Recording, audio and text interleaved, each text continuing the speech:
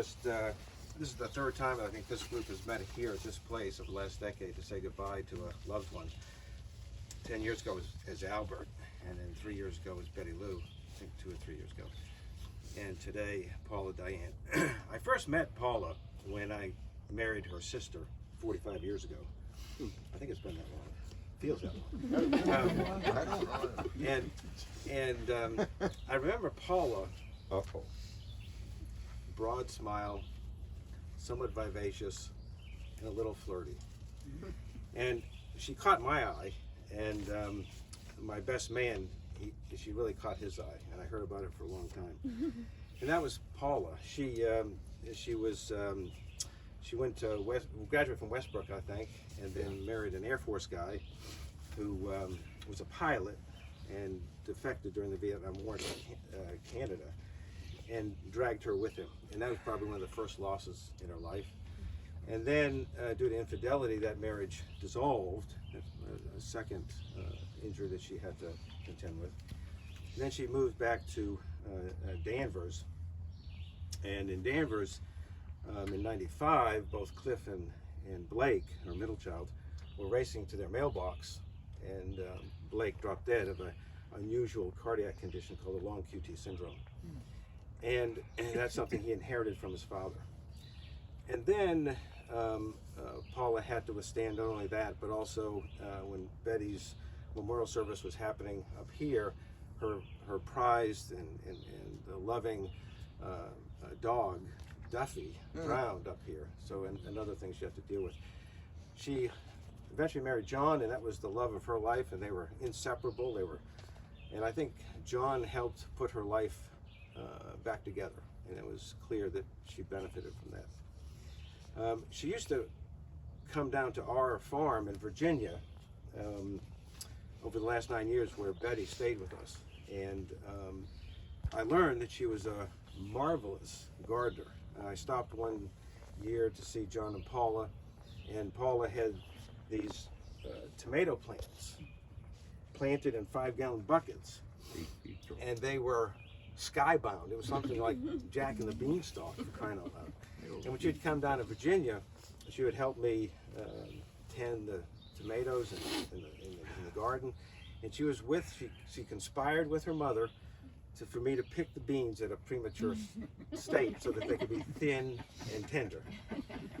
And then she also was a marvelous cook. She used to come down and cook for Betty and us, and I knew we were going to eat well when she was there because she was such a great cook. And when she prepared the food, she did it with such bravado and joy that it was infectious. I wanted to try it. So I told her, you to teach me how to cook something. And I said, I can't have too many steps, and can't have too many ingredients, and no zesting things. So we decided on New England clam chowder. And that has a roux sauce in it, which was challenging enough, but and I still cook that today.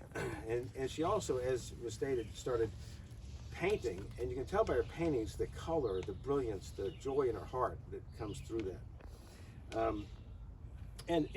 And she was an avid reader. When you engaged her in topics, she really knew a lot about a lot of things.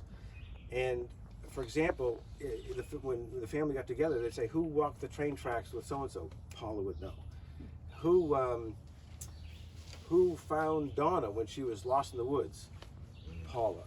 Who swam across Waukee? Paula. And so she was quite a force back in the day. And a year ago, the entire all the siblings got together. They spent a week up at the camp, all 5 children, and it was heartwarming to see those 5 siblings interact in a caring and loving and compassionate way. And during that week, Paula fished, although she was ill. She swam, although she was ill. And we picked blueberries and made blueberry cobbler. And one night we had I think it was spaghetti, and I was getting my blueberry cobbler and walking out of the kitchen, and she came in and tripped and fell, and I had to grab her, dropping the blueberry cobbler on the floor. And when she hit the floor, she had a medical condition in medicine, so she bled extensively over the entire floor. It was a sea of blood. So I reached down, sat her down bandaged her legs, and looked around. There was a sea of blood with white ice cream melted and living cobbler. I thought about salvaging it, but that was another. And so I looked at Paula, and in that moment, when she was seated there in front of me, I had an epiphany, and that's what I want to share with you today. 35 years ago, I was at Sloan Kettering, a cancer institute. I was the assistant chief there. And I had a patient who had gastric cancer, and she underwent chemotherapy every day, and every day she was sick from sunrise to sunset. We gave her antiemetics and all the things to fix her, but sick every day.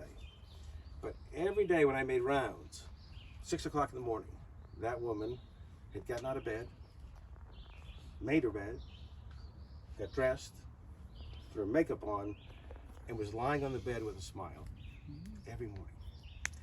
And I looked at Paula, and I had this epiphany. And I've only met one other patient in 35 years who's had that kind of internal strength. And there was Paula in front of me with swollen legs that I knew hurt, bandaged up, a belly that was swollen with a big spleen, face that was withdrawn somewhat from her protein-losing enteropathy, and a smile on her face. And I realized I never heard Paula say I hurt. I never heard her say, I wish I had done something different. She never said, I hate the medicines, all these medicines I'm on. I hate all the doctor visits. I hate that I can't do things. Not a word of that, just a smile. I think it was that internal strength that allowed her to get through leaving her country, going through a divorce, losing her second son, losing her dog, Duffy. And in that moment, I think that was one of the most impressive things that I saw with Paula. And in those eyes, I could see the joy that you see in her paintings, and I could see that girl from 45 years ago, broad smile, a little bit vivacious, and a little bit flirtatious, and that was Paula. Now, I would like to finish up. I normally don't do this. I have to borrow some of his glasses. Are you getting old or something? I wanted to just read you, because I think it's pertinent. And this is some lyrics from a song, I Believe. They tell me that there's more to life than just what I can see. I can't quote the book, the chapter, or the verse. You can't tell me it all ends in a slow ride in a hearse. You know, I'm more and more convinced the longer that I live, yes, this can't be all there is. Lord, I raise my hands, bow my head. I'm finding more and more truth in the words written and read. They tell me that there's more to this than just what I can see. I believe. Thank you.